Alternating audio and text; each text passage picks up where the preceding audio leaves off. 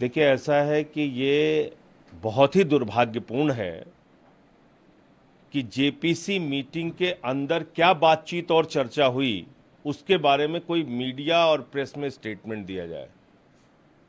JPC के chairman महोदय बहुत पुराने राजनीतिक अनुभवी व्यक्ति हैं।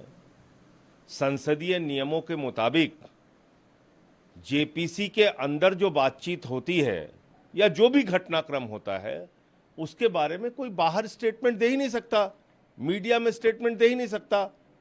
कल को अगर हम लोग बताने लगेंगे कि जेपीसी के अंदर क्या क्या कार्रवाई हो रही है, क्या हो रहा है, तो ये मेरे ख्याल से ठीक नहीं होगा।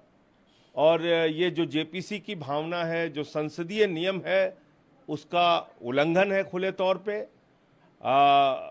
माननीय सदस्य जो अभिजीत गंगोपाध्याय हैं, पता ये चल रहा है कि उन्होंने भी स्टेटमेंट दिया। जेपीसी के चेयरमैन ने भी मीडिया में स्टेटमेंट दिया। हम लोगों ने तो नहीं दिया। हम लोगों ने तो जो अंदर मीटिंग में तय हुआ, जो बातचीत हुई, उसको माना और उसके बाद हम चुपचाप हैं।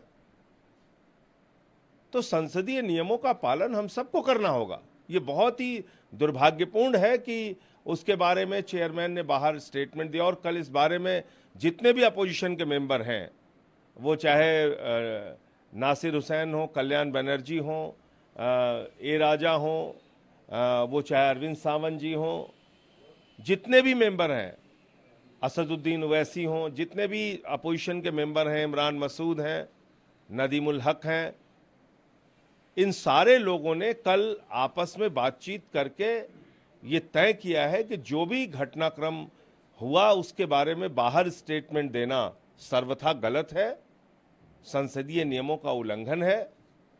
और निश्चित रूप से अगली बैठक में हम लोग इस विषय को उठाएंगे भी। अगर बातें करने लगेंगे तो फिर तो बहुत बातें निकल के आएंगी। क्या क्या कौन कौन बोलता है, अगर हम लोग मीडिया में बोलने लगेंगे तो फिर तो बहुत बातें निकल के आएंगी। उसके विस्तार में मैं जाना नहीं चाहता। ऐसी भी बातें निकल के आएंगी जिससे बहुत असहज हो जाएगी सरकार। तो इसलिए मैं समझता हूं कि ये कल की घटना पर मीडिया में बयान देना बहुत ही दुर्भाग्यपूर्ण है। और हम सब लोग ये मानते हैं कि जो संसदीय नियम है, जेपीसी की जो गरिमा है, उसको बनाने की जिम्मेदारी चेयरमैन की और हम सबकी है।